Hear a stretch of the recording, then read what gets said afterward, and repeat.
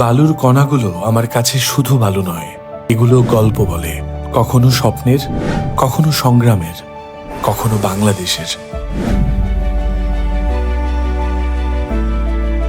ছোটবেলা থেকেই বিশ্বাস করতাম শিল্প শুধু দেখার বিষয় নয়, শিল্প মানুষের হৃদয়ে ছুঁয়ে যাওয়ার একটি ভাষা। আর সেই ভাষাটাই আমি খুঁজে পেয়েছি বালুর কণায় কণায়। সম্প্রতি বাংলাদেশ ক্রিকেট বোর্ডের একটি বিশেষ আয়োজনে স্যান্ড আর্ট পরিবেশন করার সুযোগ হয়েছিল আমার।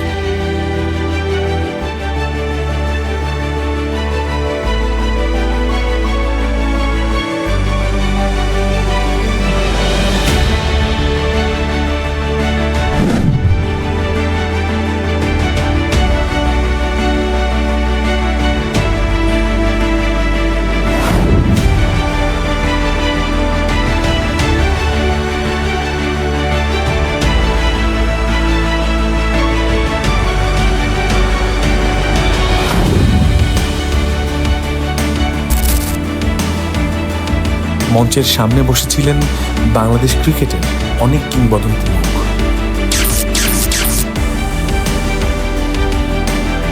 আর সেই সন্ধ্যার অন্যতম আকর্ষণ ছিলেন তামিম ইকবাল, যে মানুষটির ব্যাট হাতে অসংখ্য মুহূর্তে উল্লাস করেছে পুরো বাংলাদেশ।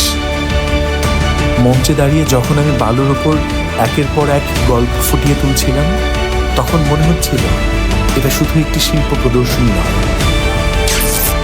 এটা যেন ক্রিকেট প্রেমী একটি জাতির আবেগকে নতুনভাবে তুলে ধরার একটা চেষ্টা।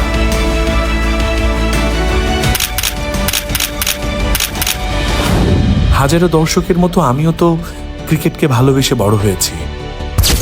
জয় দেখেছি, পরাজয় দেখেছি, উদযাপন দেখেছি, চোখের কোণে জলও দেখেছি। আর সেই অনুভূতিগুলোই সেদিন বালুর ক্যানভাসে প্রাণ পেয়েছিল। সবচেয়ে সুন্দর মুহূর্ত ছিল তখন, যখন দেখলাম অতিথিরা মুগ্ধ হয়ে দেখছেন, হাসছেন, প্রশংসা করছেন। সেই করতালি শুধু আমার জন্য ছিল না, সেটা ছিল শিল্পের জন্য, সেটা ছিল গল্প বলার শক্তির জন্য। আর সবচেয়ে বড় কথা, সেটা ছিল বাংলাদেশের জন্য। আমি শুধু স্যান্ড আর্ট করি না, আমি প্রতিটা বালুর কণায় কণায় মানুষের অনুভূতি, স্মৃতি আর বাংলাদেশের গল্প বুনে যাই।